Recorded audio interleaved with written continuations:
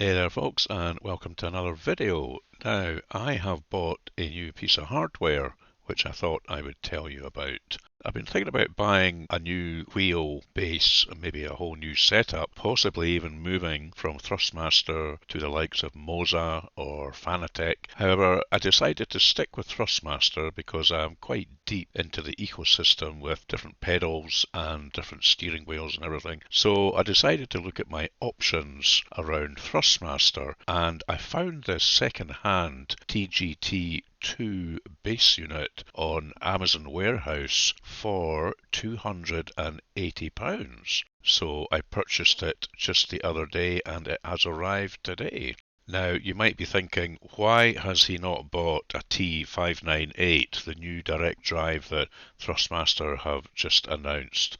Well, I have considered it, and I've watched an awful lot of YouTube reviews online. Obviously, I haven't used one, okay, but immediately I saw it, I thought, oh my God, how ugly does that look? It is far too high for my liking. It would definitely block off a significant bit of the monitor in front of my PC anyway. Different case, maybe using it on my PS5 through in the living room.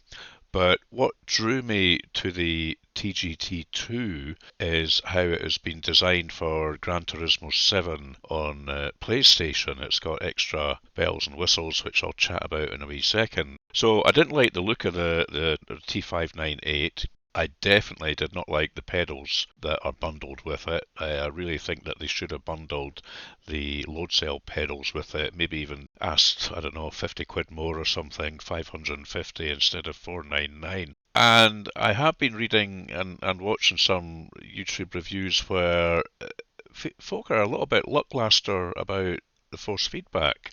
It's only 5 Newton meters, which, it should still be good enough, but definitely the vibe that I'm getting from people is they're a little bit underwhelmed. Now, whether that can be sorted out with settings on the base unit, which I think it possibly can. I saw a Reddit thread the other day about different settings that Thrustmaster are recommending, or whether that can be sorted by a firmware update. Who knows? Maybe it can, and maybe that will transform the 598 into exactly what people were expecting out of the box.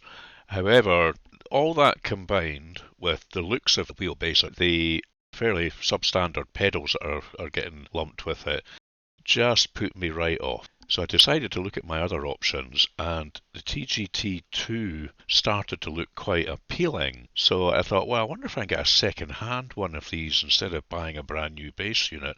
So that's why I went on to Amazon, and lo and behold, here is one, as I say, for 280 quid. So the box is a little bit bashed. That's okay, I can live with that. But the wheelbase looks in absolutely top-notch nick. You can probably see here what looks like almost little scratches on one side, which I thought there were scratches as soon as I took it out the box. And I thought, well, okay, it's second hand, it's been sent back. I've got it for a knockdown price, I can live with that. However, they're not scratches at all. It looks like there must have been a label here. And after I shot this little bit of video, I just got a damp cloth and gave it a bit of a scrub, and these all came off, so there is literally no marks on the wheelbase at all. And it certainly comes with this really meaty power supply, which very different to my T300, which is just basically a power cable. But I believe this is needed to give the wheel sort of extra boost now and again when it demands it for the force feedback. So I think what I'll try and do, this is going to live through in the living room for my PlayStation 5 and Gran Turismo 7. What I'm probably going to do is try and attach it to this cheapo little rig thing here I have from Amazon. I'll attach it with some Velcro tape or double-sided tape or something like that, just so as I don't have to keep lugging it around all the time. So you can see on the back of the base unit where the mesh is, and it says TGT2, that is a big transducer.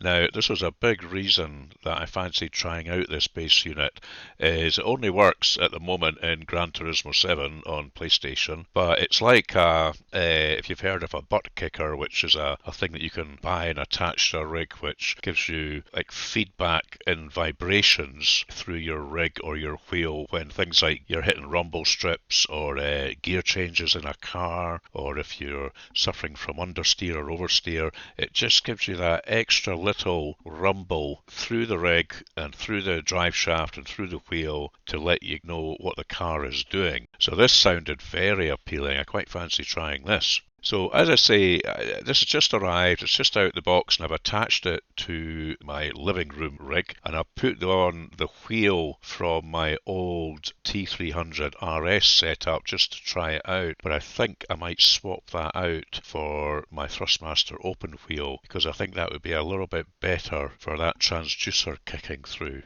So I've not tried it yet. That is the very next thing I'm going to do, is going to fire up the big telly and Gran Turismo 7, and we'll give this thing a good workout, and I shall report back in a day or two whether I have made a good purchase buying this second-hand TGT2 from Amazon for £280 rather than going for the T598 brand new £499. So tune in and let's see how this goes. Cheers for now.